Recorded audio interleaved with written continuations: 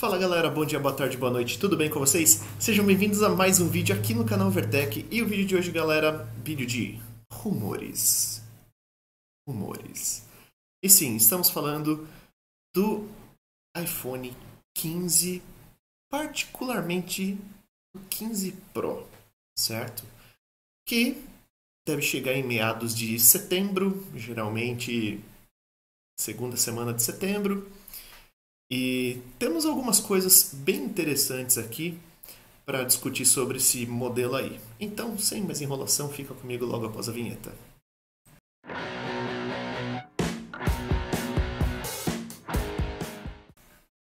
Bom, galera, o negócio é o seguinte. Nós temos várias informações que são aqui do 9to5Mac. O link da matéria vai estar aqui embaixo na descrição, tá bom? Então aqui eles colocam já que exclusivo o design do iPhone 15 Pro revela novos botões, uns gigante calombo de câmera, cores e mais, certo? Então aqui vocês vão começar a ver na tela os prints, né? Todos com a marca d'água do 9to5Mac. Então, novamente, link da matéria completa aqui na descrição, tá bom? Então, galera, é o seguinte. Esses vazamentos, eles obviamente sempre ocorrem com meses de antecedência, porque a partir do momento que a Apple tem o CAD, né, dos novos iPhones, os fabricantes de acessórios, eles recebem isso para começar a adaptar, por exemplo, capinhas, né? Como que vai ser? Não adianta você começar a fazer fabricação de milhões de capinhas na semana de lançamento, não faz sentido. Então as empresas acabam recebendo com antecedência. Porém, a gente sabe como é a indústria, muita gente paga para esses vazamentos, né? Então, a galera não se segura, né? O mundo é movido por dinheiro, então a galera não tá nem aí e acaba mesmo liberando informações. Então, vocês estão vendo o primeiro modelinho aí, né? Das câmeras, né? Que parece que vai ser mais um salto grande em relação ao que é a linha 14 Pro. E nós vemos o seguinte, galera. Uma das primeiras mudanças seria a substituição do frame de aço inoxidável pelo frame de titânio. Nós, né, sabemos que existem Apple Watches com cases de titânio, porém seria inédito na linha iPhone. Então, quer dizer, vai ser ainda mais resistente. E uma das coisas, como vocês estão vendo aí na tela, ele vai continuar reto nas suas laterais, porém, galera, levemente arredondado para não ficar você pegando num dispositivo que é muito retão. Ele é reto, mas em vez de ter aquela ponta mais pontudinha, né, o limite, né, o edge dele ser pontudinho, vai ser levemente arredondado para facilitar a pegada, tá bom? Não tem nada a ver com tela curva, gente, pelo amor de Deus, tá? Somente o frame, que ao invés de quando você virar ele de lado, você vê que ele é todo retinho, ele vai ser levemente arredondado. Se essas imagens se conformarem, se confirmarem que vocês estão vendo aqui na tela, ele ainda vai parar em pé. Diferente, por exemplo, aqui do meu iPhone SE, que esse sim é arredondado, esse não para em pé. Desde o iPhone 12, a Apple trouxe esse design baseado no que era, por exemplo, o iPhone 5, 5S, 4, 4S, né? 4, 4S mais ou menos. Mas, mesmo assim, você consegue colocar o dispositivo em pé, porém agora essa leve curvinha aí para dar um conforto para a galera que não curte usar capinha, né? Porque a gente que consegue comprar um dispositivo desse aqui no Brasil tem que colocar colete à prova de bala até, porque quer proteger de tudo quanto é jeito pelo preço que a gente paga. Mas muita gente nos Estados Unidos e em outros países, o cara faz o plano de trade-in, paga uma bagatela de volta e continua usando, né, o dispositivo sem capinha. E claro que, né, tem aquela galera que acaba fazendo o Apple Care Plus, então fica com o burro na sombra mesmo, certo? Então essa parte do design vai ter pouca mudança, mas para quem usa sem capinha vai ser uma grande mudança. Quando a gente fala das câmeras, galera, vocês estão vendo aí na tela agora, né, o modelo que seria o prata e o modelo preto. E é o seguinte, elas vão ficar ainda maiores do que já é o iPhone 14 Pro, que tinha um conjunto de câmera que quando você pega... Quando eu peguei o 13 Pro na mão, eu assustei, porque é grande. O 14 Pro ficou ainda maior. Porém, galera, é o seguinte... Quando a gente comparava, no caso, o iPhone 12 Pro para o 12 Pro Max, o 12 Pro Max ele tinha a câmera principal com sensor shift. Você tinha a câmera telefoto de 2,5x em relação ao 2x e a câmera principal sem o sensor shift no 12 Pro.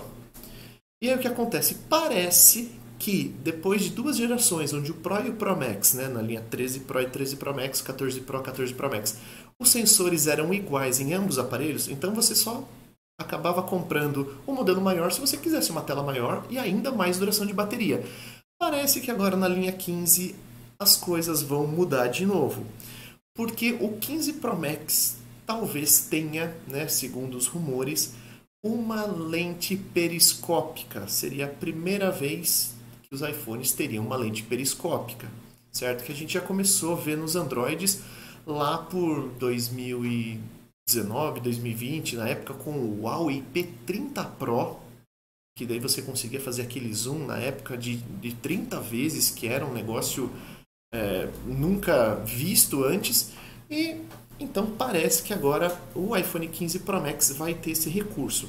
Então, galera, se você virar os dois dispositivos assim, né? Você pegou aqui e colocou com a câmera para cima, o 15 Pro Max ele vai ter um calombo um pouco menor em relação ao 15 Pro, porque o 15 Pro vai ter uma câmera teleobjetiva, enquanto o 15 Pro Max vai ter uma periscópica. Então a periscópica acaba salvando um pouquinho. Ela é mais larga, porém ela é menor. Então isso são o que os rumores estão dizendo, tá? Vamos lá, continuando aqui. Uma das coisas que o pessoal está falando também, galera, que esses rumores indicam, é que a linha 15 Pro eles vão conseguir ainda absorver mais luz e reduzir a subexposição e a sobreexposição, tá? Então não vai expor de mais e nem de menos, certo? Em algumas situações. É uma das coisas que estão falando que vai ser uma tecnologia nova de sensores aí. Lembrando que na linha 14 Pro e 14 Pro Max, a Apple introduziu o sensor de 48 megapixels. Foi a primeira vez desde o iPhone 6S que a Apple substituiu o sensor de 12 megapixels. Não é que era o mesmo sensor desde a época do 6S. Porém, galera, os megapixels ficaram por todo esse tempo. Tá? Tanto é que até os iPhones 14 e 14 Plus possuem sensores de 12 megapixels e somente os modelos Pro que têm esse sensor de 48, onde eles acabaram fazendo o quê? Habilitando um zoom óptico de 2x, porque eles pegam o centro do sensor, você consegue dar um zoom onde você não perde qualidade. Né? Que é uma das coisas que a gente vê também em smartphones Androids. Você tirar uma foto de 50 megapixels, tirar uma foto de 200 megapixels, onde você vai ter o máximo de pixel possível, certo? Então no iPhone você tem a telefoto de 3x, porém você tem um 2x feito pelo crop do sensor principal de 48. Então na teoria você não perde a capacidade da qualidade.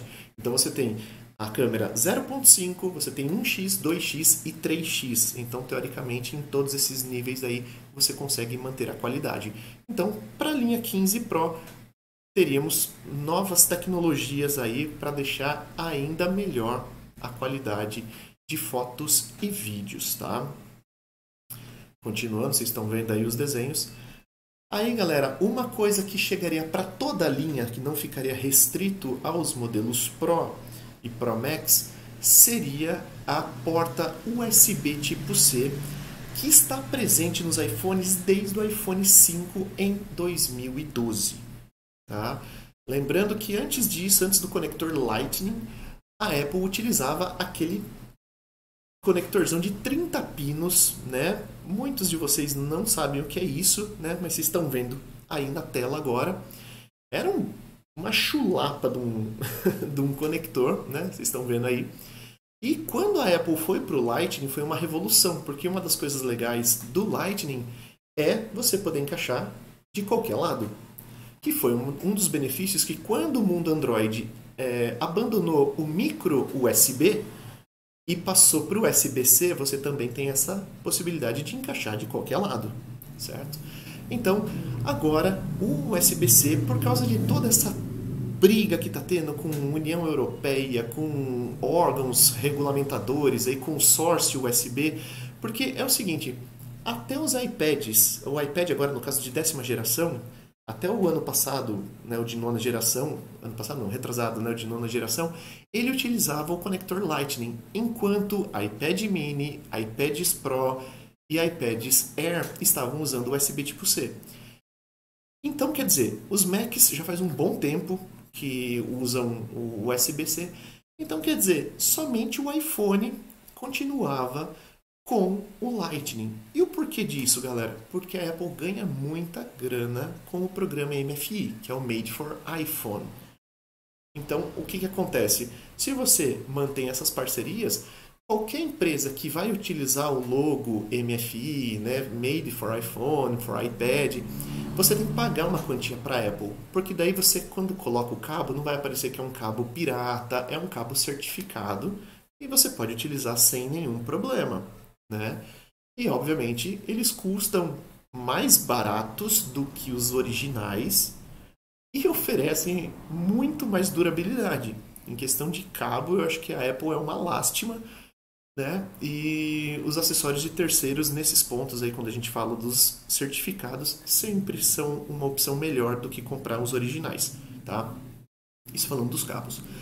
Então, galera, com o USB-C chegando, você vai falar, opa, pera aí, então eu que tenho agora meu Android USB-C, eu posso carregar numa boa? Sim e não. Como sempre, a Apple vai dar um jeitinho de, segundo os rumores, deixar o fast charging, que a gente não sabe qual vai ser, porque hoje nós temos o carregador original da Apple de 20 watts. Porém, se você tiver um carregador mais forte, um carregador de Android que de repente suporte 30, 40, 50 watts, pode ser que o iPhone carregue até 27 watts. Agora eu não sei se é com carregador de Mac que a galera tinha feito o teste, mas os modelos Pro e Pro Max, se eu não me engano, chegam até 27 watts, tá? Mas não passa disso. Pode ter 300 watts o carregador, mas a recarga fica nessa faixa de até 27, se eu não estiver enganado, tá, galera? Então vamos supor que para essa linha 15, você utilizando acessórios originais da Apple, a Apple lance um carregador, sei lá, de 30 watts. Vamos supor. Então, os 30 watts só ficariam disponíveis caso você utilizasse um cabo certificado da Apple, tá? Se você usar um cabo normal, mesmo que você utilize o carregador original, você vai ter a potência reduzida. Então, vamos supor, carrega com 30 o da Apple, mas se você utilizar um cabo do seu Android ou o próprio carregador do seu Android, ele vai carregar a 10. Mais ou menos como funciona o esquema de você carregar sem fio no iPhone, né? Você carrega sem fio em 10 watts, ou 5 watts, ou 7 watts e meio. Se você usar o MagSafe, você consegue carregar em 15. Então, tem esses lances aí. A Apple vai dar um jeito de limitar isso para conseguir, obviamente, continuar vendendo seus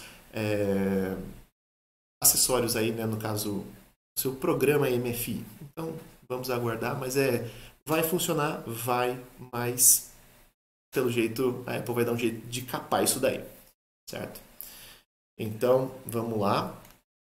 Agora, galera, essa área aqui é a área da polêmica. Nos modelos Pro, tá rolando também os boatos de que a Apple tire os botões clicáveis.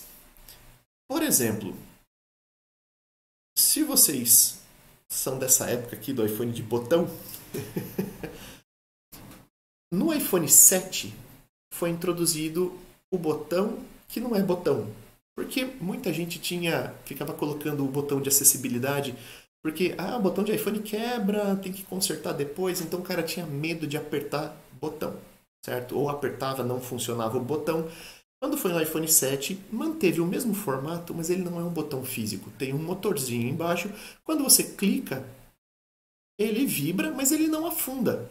Porém, como você tem essa sensação tátil, é a mesma coisa que você estivesse apertando, mas você não está. E teoricamente acabou-se os problemas do botão ficar dando nó, porque agora não é mais um botão.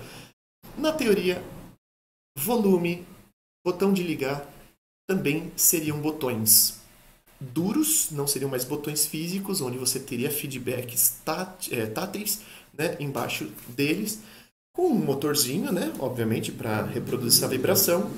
E aí você vai deixar o seu iPhone ainda mais resistente. Porém, fica o questionamento. E se eu precisar, por exemplo, fazer um reinício forçado, alguma coisa, ou meu iPhone acabar a bateria, alguma coisa? Estão falando que vai ter uma reservinha de emergência para esses casos, né? Para você conseguir fazer um modo DFU ou fazer qualquer tipo de coisa que você precise, um modo de recuperação, para você, de repente, buscar um update no iTunes e acabar fazendo uma atualização limpa do iOS. Certo? Então, os botões deixariam de ser físicos, né? Eles teriam somente essa protuberância, mas não seriam mais clicáveis. Então, seria botão de pressão. E outra coisa que estão falando, galera, seria sobre os botões de volume. Agora, ao invés de serem dois botões separados, ele voltaria a ser uma peça única de botão de volume, como era na época do iPhone 3G, 3GS. Certo? Isso daí, esse botão separado de volume está desde o iPhone 4, que no caso era aqueles botões redondinhos. Como depois os iPhones foram afinando, aí depois no iPhone 6, como era extremamente fino, os botões ficaram compridinhos, né? E depois não voltou mais aquele botãozinho redondinho.